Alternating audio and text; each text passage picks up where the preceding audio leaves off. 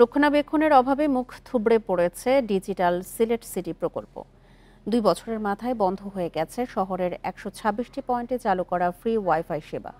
বেশিরভাগ CCTV camera দীর্ঘদিন বন্ধ। সম্প্রতি কিছু ক্যামেরা সচল হলেও সুফল পাচ্ছে না মানুষ।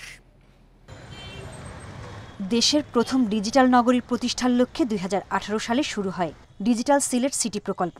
সে অনুযায়ী শহরের 126টি পয়েন্টে চালু হয় বিনামূল্যে ওয়াইফাই সুবিধা। সেবা নিয়ে খুশি ছিলেন স্থানীয় পর্যটকরা। তবে 2 বছর পরীক্ষামূলক চলার পর আর্থিক সংকটে বন্ধ হয়ে যায় ফ্রি ওয়াইফাই সেবা। প্রশাসনের পক্ষ থেকে যদি রেগুলার হয় তাহলে আমার মনে হয় যে চুরি চিন্তায় যেগুলো আছে ওইগুলো কমবে, পাশাপাশি মানুষ নিরাপদে চলাচল করতে পারবে। এখন তো তেমন একটা সেফটি নাই, এই জন্য আমাদের একটু সেফলি হাঁটাচলা করা লাগে। একই অবস্থা ছিল 110টি পয়েন্টে বসানো সিসিটিভি ক্যামেরারও। দীর্ঘদিন নষ্ট থাকার পর সম্প্রতি কিছু ক্যামেরা সচল করে সিটি কর্পোরেশন।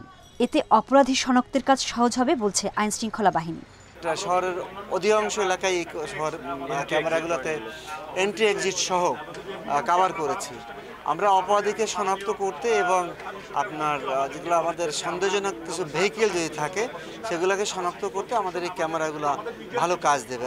সেবা না থাকার জন্য আর্থিক সংকটকে দায় দিলেন মেয়র। দ্রুত ওয়াইফাই জোন চালুর আশ্বাস তার। তো যে কোনো কারণে সিটি ফেল করেছে ফাইন্যান্সিয়াল ক্রাইসিসের কারণে, তো আমরা এটাকে আবার পুনর্ভাবে চালু করার জন্য আমরা সিসিটিভি অলরেডি চালু হয়ে গিয়েছে, আর পরবর্তীতে আমরা ওয়াইফাইটাও আমরা করে দেব। প্রায় 30 কোটি 20 লাখ টাকার প্রকল্পের 2টি কাজ দায়সারাভাবে শেষ হয়েছে। তবে প্রকল্পের আরেক গুরুত্বপূর্ণ অংশ এমএজি ওসমানী মেডিকেল কলেজে অটোমেশন ব্যবস্থা চালুর কাজ এখনও শেষ হয়নি। Independent news.